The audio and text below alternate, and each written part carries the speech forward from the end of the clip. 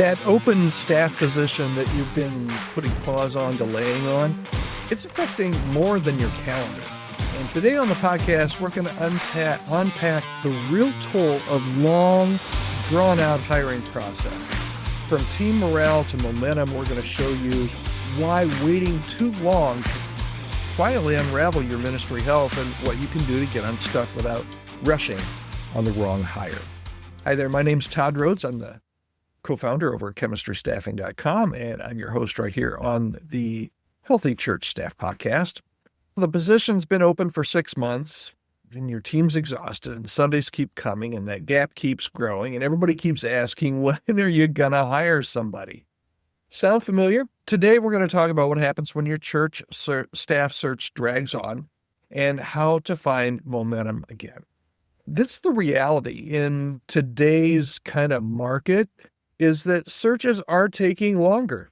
We're telling people sometimes it can take a year, sometimes 18 months, according to how stringent and how tight your job description is and what type of person you're looking at and what you're paying and your location and all of that. But the longer your search goes, it's going to slowly drain the team energy. And that's what we're talking about today. We don't want you to settle. We never want our churches to settle. We don't want churches that aren't using us to settle. But at the same time, sometimes you use such tight criteria that we call it Jesus with a guitar. Jesus with a guitar walked through the door. You might not hire Jesus either. The longer a search goes, the more that it's going to slowly drain your energy. And we get that, and you understand that. Interim coverage sounds doable at first, but over time it wears people down. Volunteers start to burn out, and other staff kind of step in and get stretched really thin. And everybody begins to adapt to the new normal, but everybody knows that it's not sustainable. And worst of all, people stop believing that a solution is coming. And this kind of slow fade kind of kills morality, erodes trust in leadership, even if no one says it out loud.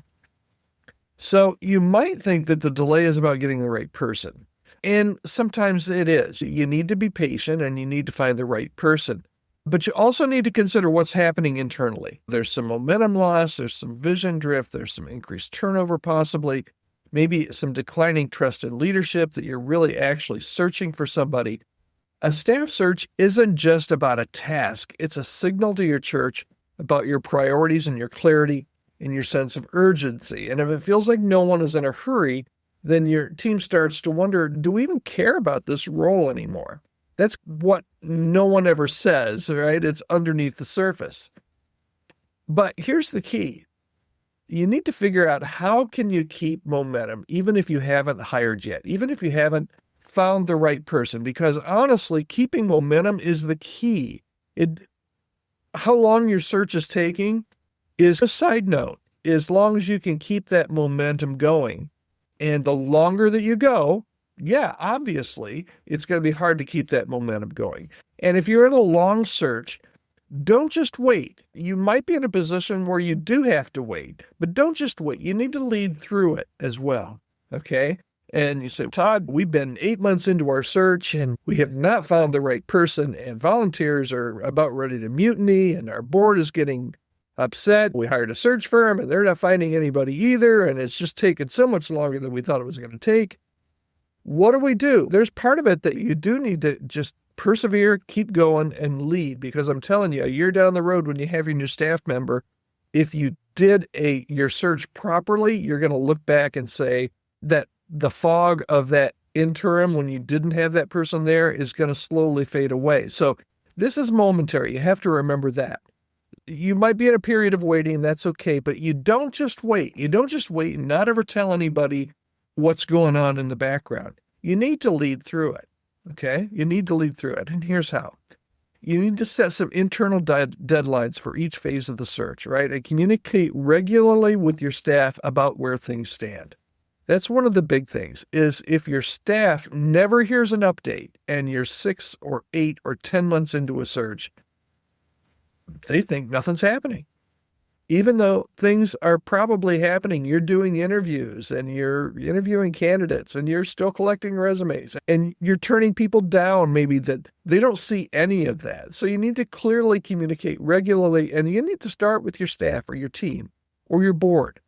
And when you communicate, you need to be transparent about why this is taking so long. I just wrote a book on it.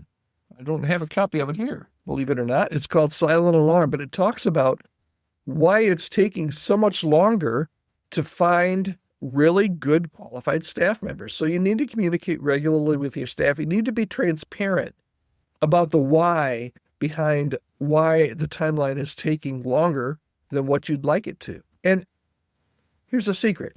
It always takes longer than we want it to.